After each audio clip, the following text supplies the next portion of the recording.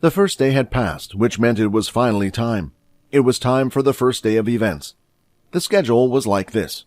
Each day, the first round for every category of event would happen. Several smaller events would take place at the same time. In comparison, the three main events would be shown one by one. On the top platform, where all the students were, there were several screens spread throughout the arena, with a number on the side. Each student was handed a pamphlet at their hotel, which indicated the schedule of events that would be displayed on several screens. The top platforms would also be available to the public during this time. This meant that those who had arrived from other planets and factions could also keep a close eye on what was going on. When the main events were to be shown in the afternoon, all the screens would change to focus on them, and the public would have to watch the events directly in the arena. Underneath the arena, most of the participants had woken up early. The first events didn't start until closer to midday, but still, the nerves and excitement got the better of them, and nearly everyone had woken up early. The sleeping quarters for the events were just as nice as the hotel, but were set out differently. There was only one floor, and each of the rooms was next to each other, but they had the basics for everyone: a computer, a bed, a toilet, and a shower. The computer was there so the students could still enjoy their free time and research whatever doubts they had, while also updating themselves about the ongoing news. It would also allow them to communicate with other students. The separation was to allow them to focus and to sort out the formalities with all the students taking part in the event. There were a large number of people, and with several military bases taking part, it was easier to communicate and organize things this way. When the event was over, or when a student was knocked out, they would be free to head to the hotel where their military base had its accommodation. Peter, of course, had restricted access compared to the others. There was no computer in his room, and a guard was stationed outside his door during the whole night. When Layla had left her room in the morning, she went out and started to head to the target practice area. While walking, her legs were a little wobbly, and she had quite the bags under her eyes. Her body felt weak, and the energy was drained from her. One wouldn't expect this type of reaction from some of the participants, as they cared for an event like this. But for Layla, this was not the case. She had no reason to care for the tournament. Win or lose, it didn't matter. Her life was already predetermined. She wasn't going to get good grades and join the military or a faction after this. She couldn't even become a solo traveler if she wanted to. This became more apparent to her last night, and this was the real reason why she felt like this. Last night she had hardly gotten any sleep. When entering her room, she had prepared to have a nice rest. She had made a warm bath and placed the right amount of bath salts and solutions into the tub.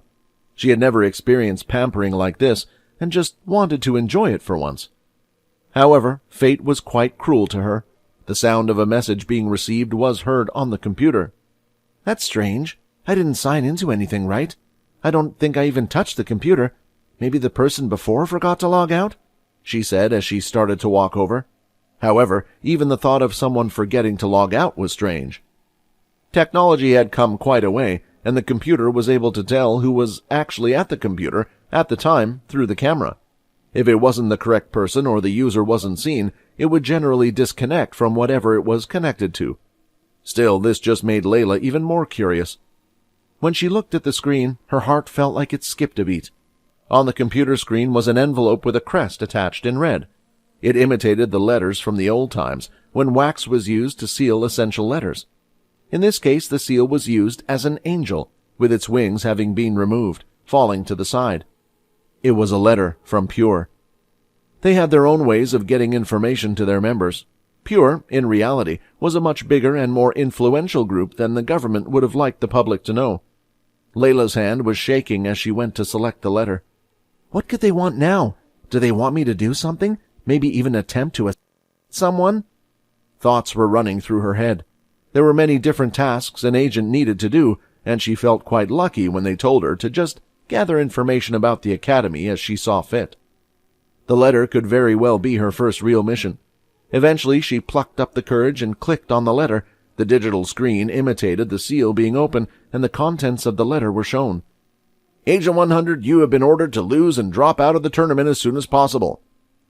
The contents of the letter were short, and it didn't expand on instructions or even explain why.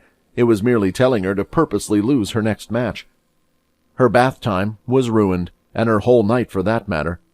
The task was an easy one, and she was thankful for that. She wasn't going to try in the event anyway. Still, she couldn't help but wonder why it was so important for her to drop out of the event. The only thing it would allow her to do was to return to the other side. Are they planning an attack? This dreaded thought had now chilled her mind. If they weren't planning an attack, they were planning something big. Every year this event took place, and so far they had never targeted it. It was expected at some point they would, and this might very well be the year. Having arrived at the target practice area, Layla started to notice something strange.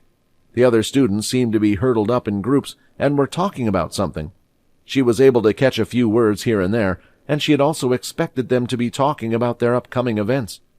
Hey, did you see that video? Yeah, it went viral pretty quickly. Do you think you could do that? Are you crazy? It must be fake, right? But it happened here. It was one of the students from the bases. Look at the date and timestamp, and even in the description they mentioned what had happened. That's what I don't understand, though. This person was a skilled fighter, but if this happened yesterday at the arcades up top, then that means he isn't a participant in any of the events. Even if he had a weak ability, there is even a martial arts event. Heck, there's an event based on this very game, so why didn't he join? Without any context to what the students were talking about, Layla was perplexed and was quite curious as well. That's when she heard her name being called out from behind. Hey, Layla! Logan shouted. Do you have a second? As soon as Logan left his room, he started looking around to try to find Layla, trying to see if she had heard or seen the video herself.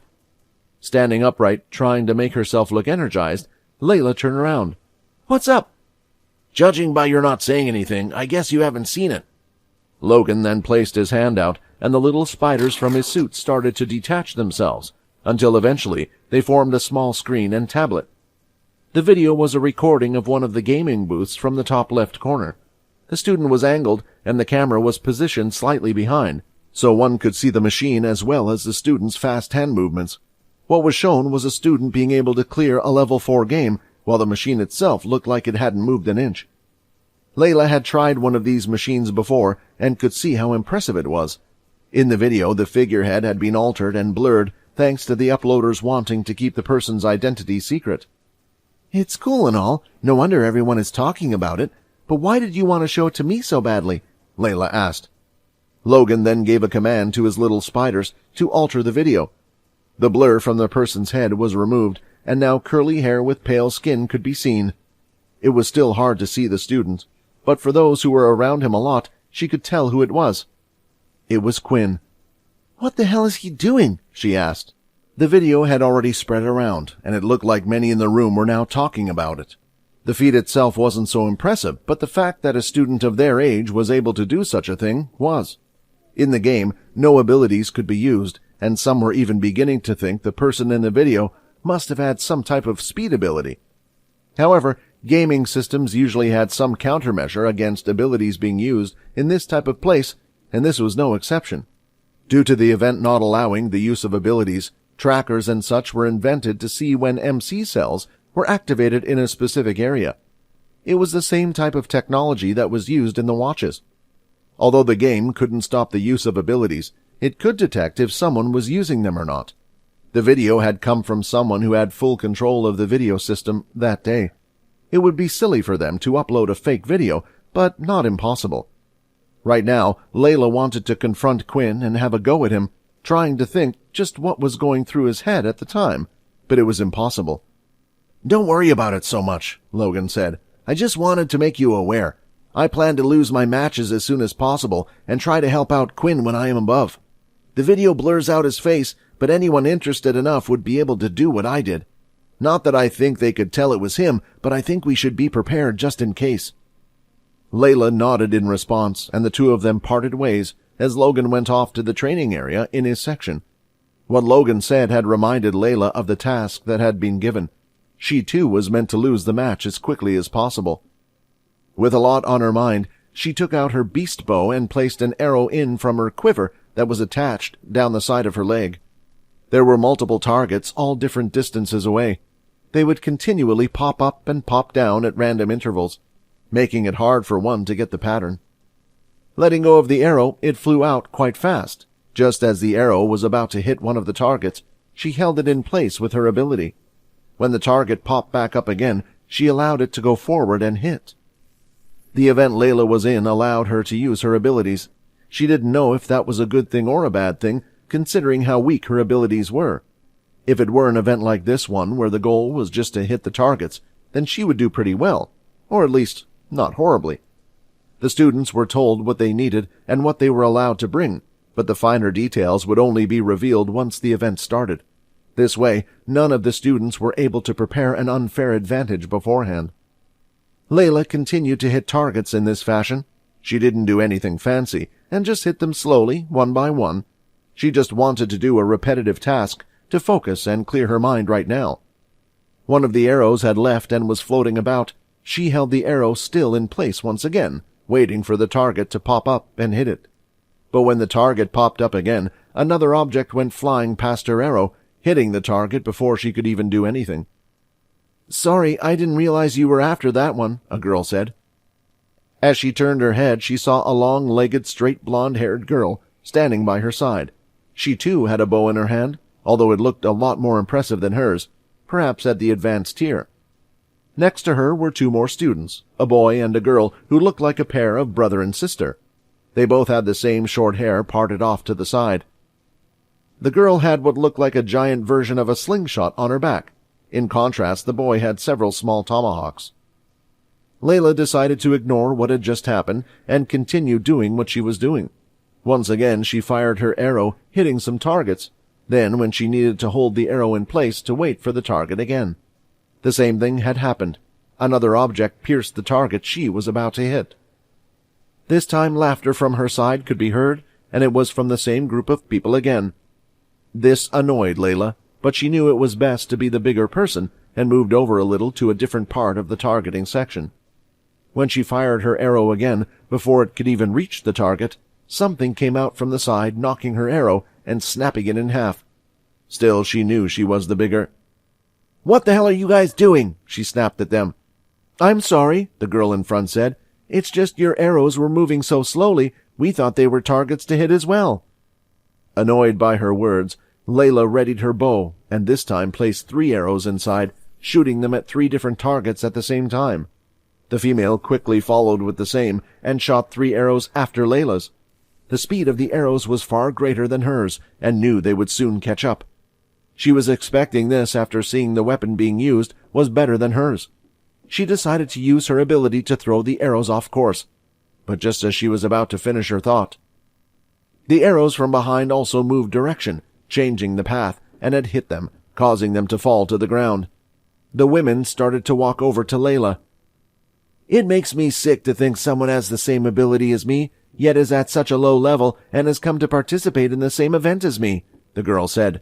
"If people were to see your poor skills with the bow, they'll start to think my ability is useless, making it harder for me in the future. Let me give you a piece of advice. Just drop out of the event, don't fire a single arrow, and give up. Even if you tried, you would come in last place anyway."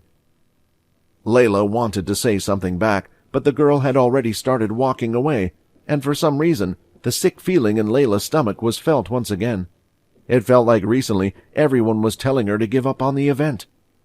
"Is it because everyone thinks I'll lose even before trying?" she thought. Layla wasn't as weak as she thought. Although her ability was level 2, her fighting sense was at a high level. In some cases, she would fare well facing level 3 or 4 students, as long as they didn't have a high-level beast gear on, but as she started hanging around with the others, she began to feel useless. And even now, others who had never met her before assumed her as useless baggage, and even the organization she was in. Instead of informing her of the plan they had, or giving her a critical mission, they were telling her to hide and run away. "Prove them wrong," a deep voice said from behind. When she turned around, she could see a reasonably bulky, square-headed man. It was someone else she had never met before, and wasn't in her event, so she was wondering just what he was doing here. "The best way to shove it in the people's faces like them is to prove them wrong. And when you see their faces, treasure that moment because that's the best feeling," the student said with a sadistic smile on his face. It looked like he had the experience of doing this himself at some point. The important thing was, though, that Layla thought what this student was saying was right. "Screw them all," she thought. So what if everyone thought she was going to fail in the tournament? The only thing she could do now was to prove them wrong. All she wanted to do now was at least pass the first round of events. She would show them and everyone watching from wherever they were hiding. "Thanks for cheering me up, she said, trying to guess the student's name. She had the urge to call the boy Blocky based on his appearance, but felt it was a bit rude after he had been so nice to her. "The name's Nate," he said, helping her before she crushed his feelings. "I was wondering if you could help me. You don't know a student by the name of Larry Steele, do you?" he asked. "It looks like she had no clue who Larry Steele was after all," Nate said as he continued to look around the room. Nate was hoping that perhaps someone as skilled as the Blood Evolver would be well known, to the point where if he went around asking others from the same military school, they would have instantly recognized the name. This was why he continued to go about asking students from other military factions if they knew of the person named Larry. So far, there was no success. Out of all the students who were preparing for their events, the students taking part in the fighting tournament were the most cautious. Everyone there was trying their best to hide their abilities, and instead was doing some other form of training. This was because if one knew the other person's ability before fighting them, it would be a big advantage. With nothing else to do, all Nate could do was wait for the first round of the tournament. There, no one would be able to hide their abilities anymore. "Hey, Larry, how are you doing, bro?" A student's voice from behind was heard. Instantly, Nate turned around, hearing the name Larry. A medium-sized male student stood behind him, and looking at his uniform, he could tell he was a first-year student. "This has to be him," Nate thought. Inching his way closer, Nate started to perform some lunges near the area. He did this so he wouldn't look so suspicious when coming toward a group of people, and it also made sense since he was in a fighting tournament. The two students, Larry and his friend, were busy talking away when from the corner of their eyes, they could see what looked like to them an idiot performing lunges. It was clear that for whatever reason, the person was trying to get closer to them. "Can I help you?" Larry asked, not being able to take the awkwardness anymore. He felt embarrassed for the student. "Oh, don't mind me, I'm just warming up for the fighting tournament," Nate replied, after switching legs and lunging his way closer to them again. Ignoring the strange man, the group started to move away. It looked like his plan had failed. Seeing that his brilliant idea didn't work, he decided to just continue practicing while looking at the two students. The two of them started to practice together, sparring and performing kicks and punches. It didn't look bad, but it didn't look impressive either. "So you're hiding your skills, huh?" said Nate. "Don't worry, when you go up against me, you can use your full strength." "No, I'll make you use your full strength." Nate then started laughing to himself loudly as he thought of the upcoming fight, a rematch between him and the Blood Evolver. It was morning, and Quinn had trouble sleeping through the night. Every hour or so he would be woken up by the dreaded pain as his health continued to go down. 21 of 95 HP. It was important to keep going for now, as he needed to curb the addiction away. Sooner was better than later, and then he would be able to get stronger once again using the different blood types. The event was the perfect time to do this, as there were far too many people all over the place for him to do anything in secret anyway. Before leaving the room, Quinn had placed his newly obtained armor into his dimensional space. After he decided to test out everything was working, as it should have done, and used his new skill Shadow Equip. The boots, the chest piece, and his gauntlets all appeared at once. Status, level 18, 10,750 of 25,600 EXP, 21 of 95 HP, strength 23 plus 7, agility 26 plus 5, stamina 19 plus 1, charm 24 plus 1, defense 27. As the item description said, the chest piece added a stat point to each one of his different stats, and also increased his defense. It was a shame that none of the equipment he had also came with an active skill like the boots. However, he knew this was rare and hard to come by. There was still a lot of EXP to be obtained before reaching level 20, the next step for Quinn in his vampire evolution. It would be difficult now since there were no more planned expeditions for the year to other portal planets. This was the easy way for Quinn to gain experience by defeating beasts for the first time. If he was to fight some strong opponents in the tournament, though, perhaps it would have helped him, but he knew that was near impossible. Quinn was still registered as the substitute, but it felt like something in name only. It was unlikely Peter would be able to escape from whatever they had planned. He also looked at his inventory where the intermediate crystal could be seen. It was just the item he needed to create a short sword from the shop. When he got back, he planned to craft the gear and hand it over to Vorden. It was a good weapon, but wasn't quite compatible with him using his blood skills, such as hammer strike or blood spray. He also thought it would be good for Vorden to have a weapon for himself, just in case he didn't have a good ability on hand to use. To the left of his bed on top of the drawer was a little pamphlet. It continued the schedule of events for the day and what was being shown where. There was around an hour left before the first set of events had started, and Quinn was wondering which one he should go to. After looking at the long list, apart from the 3 main events, none of them seemed too interesting for him. While scrolling through the list, he managed to spot one called Block Block. He seemed to remember that the game he had participated in yesterday was called the same thing. Is it an event to do with the game yesterday? He recalled playing and seemed to have quite some fun with the machine. Perhaps it was something he could enjoy watching before the main events. Knock, knock. Hey, Quinn, move your ass, let's go, Fex shouted through the door. Putting his equipment back into the dimensional space, he took the pamphlet with him and answered the door. Hey, where's Vorden? Quinn asked. I don't know, I came to get you first, Fex replied. When looking down the hallway, they spotted Vorden coming toward them. Sorry about that, I had some things to deal with, he said, smiling. Any ideas on what you want to see? Fex asked. I was thinking about this. Quinn pointed to the block event, and the others were fine with it. Just like him, they were not interested in anything apart from the main events anyway. When the 3 boys left the hotel, the outside area was vastly different from before. It was a nice sunny day, and the sky was blue with hardly any colors inside. It was the perfect day to have an event like this on. Seeing the sun, though, gave Quinn the chills. The ring protected him now from the sunlight's effects, but it was as if his mind naturally started to react to the fact the sun was too bright. Maybe a placebo effect that the sun still affected him in some way. On the top platform, it was filled with both students and members of the public, unlike yesterday. Nearly all the stalls were busy, and people looked to be having a good time playing games and eating food and such. I almost forgot that it wasn't just the military watching this event. When Fex said these words, he realized something. This might also be the perfect time for them to send someone after him. He knew how good their information gathering was, and they should have known where he was by now. In a way, being at the military base where no one knew where they were was a good hideout for Fex. But in a place like this where it was open to the public, it was only a matter of time before he would be taken back. He looked at Quinn, and Vorden walked off into the crowd of people, heading towards the events. I might have to say goodbye to you soon, he mumbled as he quickly followed after the 2. Walking around on top of the arena was a bit harder compared to the other day. It was bustling like a city center with a sale on the weekend. A big event that attracts people from all over, Vorden said.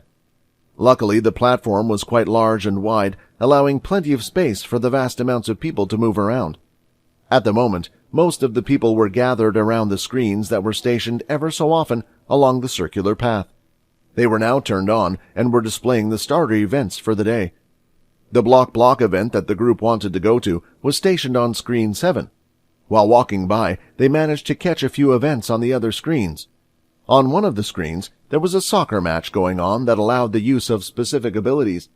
There were complicated rules for which abilities were allowed and not allowed for this event. It seemed quite hectic and was hard to follow along, but after the introduction of soccer ability, normal soccer just seemed boring to watch.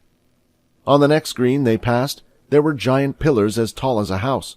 The students were told to use their abilities and craft the most beautiful object they know. It was such a joyous day, and the atmosphere around them was great. Usually on a day-to-day basis, Quinn would have someone throw an insult or a slur at him, but everyone was far too focused even to notice him or the others there. He felt guilty that he wouldn't be able to enjoy the events that were going on, since he had Peter in the back of his mind. Even if he knew why they decided to do this to Peter, he still didn't know what they would do after, nor could he do anything. He wasn't able to get strong enough in time, and hoped that after using Peter as bait, Logan thought they would allow Peter to live at school a bit longer, but before moving him on to trial. In that time frame, Quinn would try to get as strong as possible and save him. Eventually, they had finally reached screen 7, and there was already a large crowd in this section. It was the largest crowd compared to all the other screens. At first it was mostly filled with just students, but later on, adults and others from different factions came to take a look, since they were too wondering why the event was so popular. "I didn't know Block was such a popular game," Quinn said. "It isn't," Borden replied. "I never expected there to be this many people." The group walked through some of the people who were at the back, not paying attention until they eventually found some seats around the middle area. There were seats for those who wanted to stay and watch the event permanently in front of every screen. Then there were standing areas toward the back and sides for those who might want to continue to walk around and see the other events. Most people preferred to stand. That way they could go to the stands or watch the other events and come back to the ones they enjoyed first. But because Quinn and the others didn't want to watch anything else, they were happy just to sit down. "Sorry," Quinn said as they passed a man that they didn't have any military uniform on and sat in the 3 seats next to him. The man was sitting at the very end of the row. After sitting down and watching the event for a while, they realized how boring a game it was to watch rather than play. The game was currently at level 3, and they needed to witness multiple students do the same thing again and again, clearing the same level. It wasn't an exciting atmosphere like last night, and there were even a few in the crowd starting to yawn. "I think we might have made the wrong decision to trust you to pick the event," Fex said, yawning himself and stretching his arms. "I'll go get us some drinks and snacks. You guys can wait here," Borden said as he left his seat. "Don't worry," the man sitting next to them said as he brushed his long hair that went down to his collarbone away and placed them behind his ear. "Although the beginning is a bore, this type of game gets better in the later rounds," he said with a smile. The man had beautiful, clear skin and didn't look a lot older than 20. Both Fex and Quinn didn't know what to say, so they just smiled back at the man and carried on watching the event. What he said was true, Quinn thought. The later rounds would be far more exciting, and he would love to see others perform at a level beyond 5. As the levels went up, more students started to get knocked out. It didn't seem like it was because they couldn't do it, but instead was due to the event's nerves and pressure. They had made silly mistakes at crucial times. The atmosphere was still tame. However, that all seemed to change when they announced they would start to move on to level 4. The audience members seemed to perk up and started chatting heavily among themselves. "Is there something big that happens when it reaches level 4? Fex asked. "Not that I can remember when we played yesterday. It was the same, right? Even up until level 5. It just got faster and the attack patterns changed slightly," Quinn replied. The man sitting next to them had overheard their conversation. "Oh, so you managed to bet the game at level 5. I might say that's quite impressive. What's your top level?" the man asked. "I don't know," Quinn replied. "We stopped playing after level 5. We were only playing because of a bet anyway." Borden soon returned with the drinks and snacks, and by now a few students had already passed and were knocked out by the level 4 machine. Then, when the next participant started, he did something that seemed odd. Instead of blocking the attacks, it looked like he was trying to hit the machine as soon as it moved. The students had gone wild after seeing this. "Is it him? So he was at the event after all," a student shouted. But soon after, he had made a mistake and had hit the machine before it even moved. "Fake!" another shouted. "I guess he couldn't be in the tournament, especially if he were in the video. It happened here on the top floor, remember?" another said. Quinn and Fex, with their hearing, were able to overhear the students talking. While hearing what they were saying, they looked at each other, unsure about what was happening. They didn't say a word, but had a dreadful feeling in the back of their minds. The game continued with several other students attempting to do the same thing. They were hitting the machine as soon as it moved to make it look as if it was standing still. In the end, not a single student was able to achieve it, and even the favorite to win the competition was knocked out. The man who was sitting by their side was finding the whole thing strange. He had watched the event multiple times in the past years, but had never seen anything like this happen, nor the level of excitement coming from the other students, nor the strategy the participants were using. "Can I ask," the man said to the student sitting in front of him, "why are they all attempting to attack the machine like that? Why not just play the game like normal?" "You mean you haven't seen the video?" the student replied. "My guess is the contestants saw the same thing we all did. There's a video of someone playing the game at level 4 who was able to attack the machine before it even moved. He managed to clear the level perfectly, not making a single mistake while doing this." The sound of something hitting the floor and then ice spilling all over the place was heard. When the man turned around, he noticed that the student sitting by his side had dropped his drink. How do they know about the video? Quinn thought. The Level 4 event had ended, and since there were not very few participants, the events team needed to do something to fill the time. They decided that they would interview the favorites to win the event. It was quite a shock since most of the participants had been knocked out earlier than planned. On screen, one of the students was being interviewed who went by the name of Kyle. He was the favorite to win the event, but had attempted to do the strange actions and was knocked out in the process. Kyle, we just wanted to ask, what made you change tactics like that? We saw many here today attempt the same thing you did today, but it seemed like a risky move that didn't pay off, the female interview asked. This game has become too easy in the past. I knew that if I played usually, I would have had a high chance of winning, but what's the point when most likely the best person in this game isn't even participating? After seeing someone do what seemed like an impossible task, I decided I would try to challenge him in my way. The plan was to emulate what this person had done in a video I saw today. If I achieved that at level 4, I would try to do the same at level 5 and send out a challenge to him. It turns out after attempting and failing at a level 4, I respect this student even more. The screen then went back to the interview, who had a few more words to say. For those of you unaware, the video Kyle was talking about was uploaded last night. It had become an overnight sensation due to the timing of things and how it was filmed, and done only a day before this very event and at this exact place. The video will be played on the screen now for you all to see. The screen changed once again, and now full on the big screen in front of everyone, the video of Quinn in the gaming booth was then shown. His face was blurred out, but the others, even though it was their first time seeing it, could tell that it was Quinn. The three boys continued to watch the video, which was being played on a huge screen in disbelief.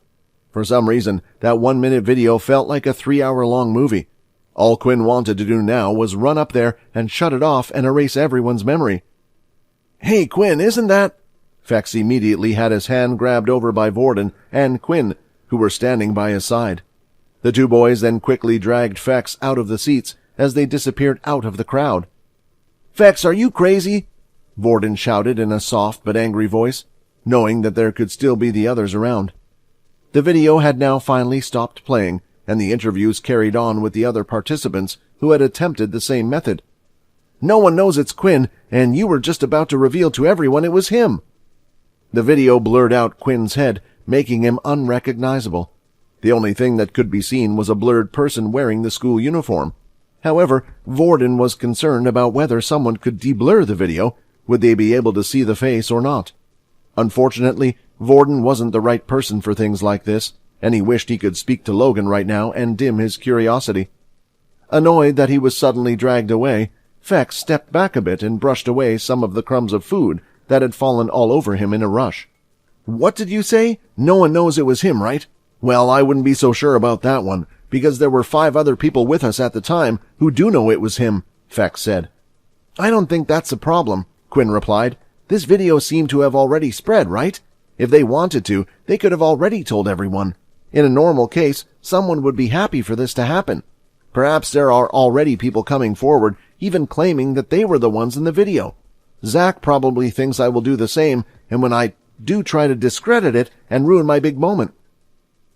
Still, just to be safe, I think we should go looking for them and try to clear their memories a bit, Fex suggested. Let's split and search for them.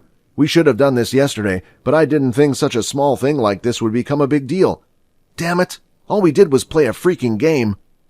The boys agreed it was always better to be safe than sorry, and even if Quinn was right about his thoughts, there was a chance one could change their mind later on, and this small mistake may bring up huge trouble for them. It's best if we split up. We can cover more ground then and find them faster. Use the watch to send a message as soon as you see them, Vorden said. The three boys quickly split and headed off into different directions as they searched for Zach and the others. While this was all happening, the strange man that was seated next to them couldn't help but find all of their actions odd. Everything changed as soon as the video started to play, he noticed. Was one of them in the video? The man thought. Otherwise, it didn't make sense based on the actions and what they were currently doing now. What an interesting bunch of kids, he thought as he chuckled to himself. Just then, another older-looking man approached him from the side. He wore regular plain clothing that didn't make him stand out much. When gaining access to the area, the public, including the students who weren't participating in any events, were told to hand over all of their beast equipment or leave them behind. "Sir, the main events will start soon. They're instructed me to bring you and the others to an appropriate place as soon as possible," the old man said, bowing down. "Just when I thought I found something more fun to do," the man said as the two of them walked off. Vorden was running around pretty recklessly. Unlike yesterday, there were far too many people to check to see if they could find them. Other than Zack, many of them had pretty unmemorable faces as well.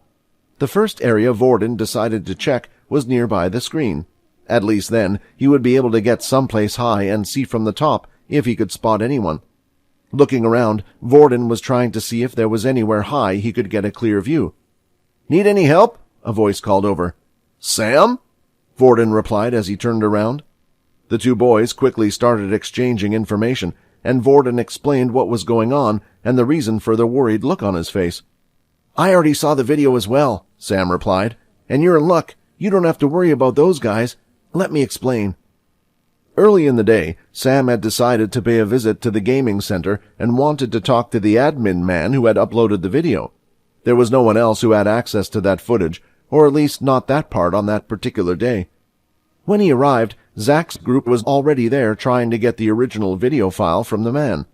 After listening in for a while, it turned out that after the video was a big hit, the group tried to get video proof of what the person looked like, or their name. It turns out they had already attempted to reveal to the people who the blurred figure was, but with no name and only the description of curly hair, it was hard for them to believe. In the video, one couldn't even see if the person had curly hair. It went a step further when they mentioned the student had a level 1 ability on his wristwatch. They thought this would have been a standout feature. Instead, it just became a big lie that was unbelievable. In the end, people completely ignored them. After that incident, they were embarrassed to tell others who they thought it was. So instead, they wanted to get the original video file. However, the man in charge was determined not to give access to the video to anyone, and even claimed the file had already been deleted and rewritten over. Now it was impossible to recover. The man only wanted to share the incredible feat, but didn't want the pressure to be put on the student. If Quinn himself were to come here and ask for the original video, he would have given it to him on the spot. With nothing else to do, the group eventually left the place in disappointment. That's when Sam noticed the main culprit from yesterday wasn't there, Zack. The students were coming towards Sam, so he decided to hide and pretend he was doing something else, and tried to listen to their conversation. "I can't believe Zack wouldn't come with us, that wimp. I thought he was better than that. I'm telling you, man, after yesterday, he just said he doesn't want any business with that fellow. It's like he was traumatized or something," the student said as they walked past him. After learning about this incident, Vorden's heart started to calm down a little. It was too much sometimes to keep this many secrets in this small group. His own was enough. Knowing that everything was okay, Vorden decided to send a message to both Quinn and Fex to explain the situation. At the same time, Quinn had received the ping he had just found Zack. Using his hearing and a keen sense of smell, he was eventually able to locate him from yesterday. When there were large crowds of people, all he needed to do was repeatedly use his inspection skill until he found the right person. As soon as Zack's eyes met up with Quinn's, he gulped, remembering that strange feeling when he couldn't control his body. He didn't move or run away and just followed Quinn off to the side. When the two of them reached the edge of the arena, Zack constantly looked over the railing. Thoughts ran through his head of the possibilities this crazy person might have done. He even assumed that his ability might have been mind control. If he could control his body and tell him to stand still, maybe he could also make his look like a... "I promise I haven't told anyone, and I won't. I don't even know your name or what military school you're from. From others I heard no one believed them either, and even they know nothing about you," Zack said quickly. Quinn hadn't even asked anything or used his influence skill, and had already gotten all the information he needed. Why couldn't everything be this easy, he thought. Standing in the middle of the pathway was Fex. He was unmoving, and his watch was continually blinking, informing him he had a message that Vorden had just sent. Multiple people walked past him, but his eyes were staring dead ahead, and he didn't even blink for a second. A few meters away, another figure stood there still. "I finally found you, brother." Out on the busy platform, things were starting to settle down a bit. The public who had been invited to watch the starter events were being moved out to their seats in the arena. This was because the first main event for the day was about to start soon. With fewer people on the top platform, it was now easier to move and find people. Quinn had quickly met up with Vorden and was surprised to see Sam there with him. They both started to explain the details of what had happened over at the VR gaming center in the morning. After hearing everything was okay, he felt like he could finally relax. "Hey, where's Fex? Did you send out a message to him too?" Quinn asked. "I did," Vorden replied. "I sent one out the same time as I sent one to you, telling him our location and everything. I wonder why he isn't here yet." "The first main event will start in around 15 minutes. A speaker sounded informing all of the students, as well as the public, to get ready for the first main event. "We'll head back to the screen near our hotel. Just send him another message to meet us there," Quinn said. "Wait, aren't you worried about him?" Sam asked. "What if another group like yesterday approaches him?" Sam was a little concerned after what had happened yesterday. He wasn't ignorant of the behavior and actions treated towards low levels. He seemed to remember yesterday that not only Quinn but Fex was a level 1 user as well. If another group of people was to approach him, it could be bad news again without his friends around. "Don't worry about him. I can't imagine anyone scaring away that guy," Quinn replied. The group, including Sam, had decided to watch the main event together. Although Sam's hotel was quite far away from theirs, he didn't mind the walk back in the evening. If he were to go back and watch it near his hotel screen, he wouldn't have anyone to watch it with anyway. At least, not until Nate was knocked out of the competition, and he couldn't imagine that happening on the first day. Upon arriving at the screen, things looked a little different from when the events were played earlier on in the day. The screen had moved outward and looked like they were all hovering in the air in the arena. It allowed students to look over the edge and either watch the event from up high in the actual area or see sufficient detail on the screen. Several drones were flying about in the arena, each with a camera attached. It would be used to record as much detail of the events as possible. Most students would decide to watch it via the screen, but it was still nice to see what the real thing looked like from above. The boys decided that they would peek over to see what the first stage of the main event was like. Everything that was out before had been cleared, and right now there were a total of 140 small little raised platforms out. On the platform was a workbench of some sort, with several other items and even a hot furnace behind them. While the others had their eyes glued on the stage, Quinn and both Vorden noticed something else. Inside the arena, there was one section of seats that had been cleared out, and in its place was a very large, luxurious booth.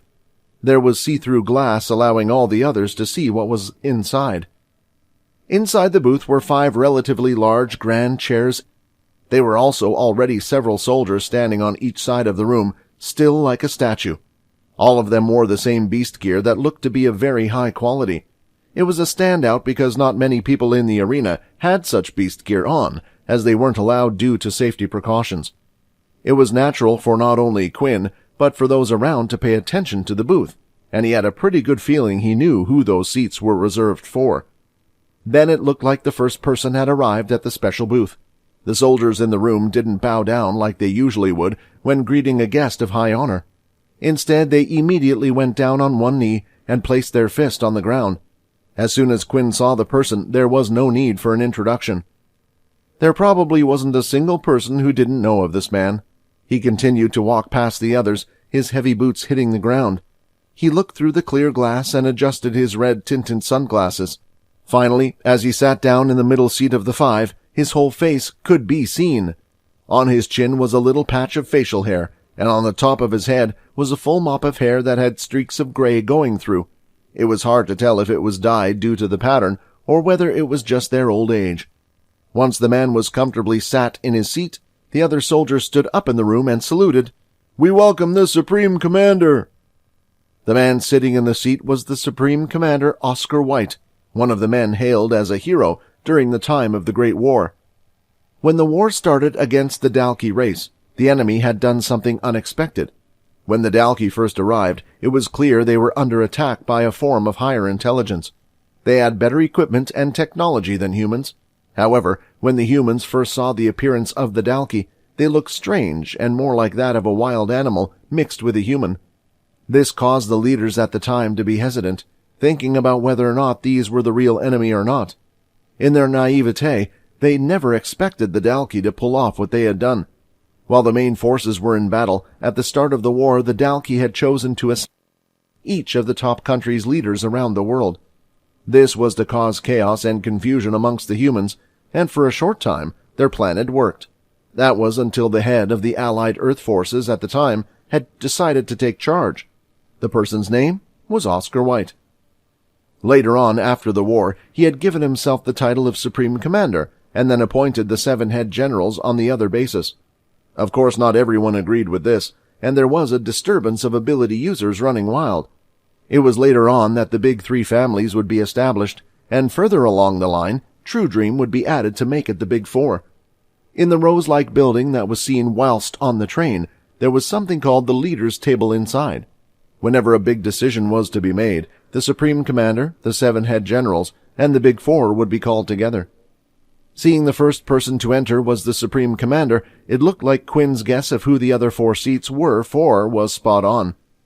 "Will the others be arriving?" Oscar asked his aide on his right that stood by his side. It was a female who wore a fairly short skirt and round glasses with a ponytail. Rather than looking like she worked for the army, she looked like a security for a big tech company instead. "They should be here any second, sir." As she said that, the doors from behind opened wide, and the 4 others entered after. The first person to enter was a large man who looked to be in his 50s, with a huge apple-like belly. His hair was a scruffy mess that went up into a triangle shape, and his nose was large and round as well. He went on to sit in one of the empty seats, and as he sat down, he gave a loud, belching burp. As the air left his mouth, a stream of fire came out with it before quickly disappearing into the air. "Bernie Sunshield, leader of one of the big 4 families with the ability of fire," Sam said. The next to follow after him was a female, who seemed to be mostly dressed in black head to toe, and on the top of her head was a pointy hat. The hat was covering most of her facial features, as there was also a veil attached. The only thing that could be seen through was her large smile and her purple dark hair. Not a word was spoken as she sat down in her seat as well. "Mona Bree, the only female to be part of the Big 4 and head of the Bree family. Their ability, Beast Tamers," Sam explained once again. Just behind her was someone who didn't need any introduction at all. Vorden and Quinn both saw the man's face. The blood around their bodies started to pump harder. "Jack True Dream," Quinn said before Sam could introduce this man. "The ability to steal others' abilities." The last person in the room surprised all 3 of them. "Huh? Wait, this isn't the leader of the Grey Lash family?" Sam said confused, as he saw the last person enter. Although Sam seemed to not recognize the man, Vorden and Quinn did. It was the same person who sat by their side while watching the block event. If he wasn't one of the Big 4, then why was he there? Hi, Quinn here. Wondering what happens next?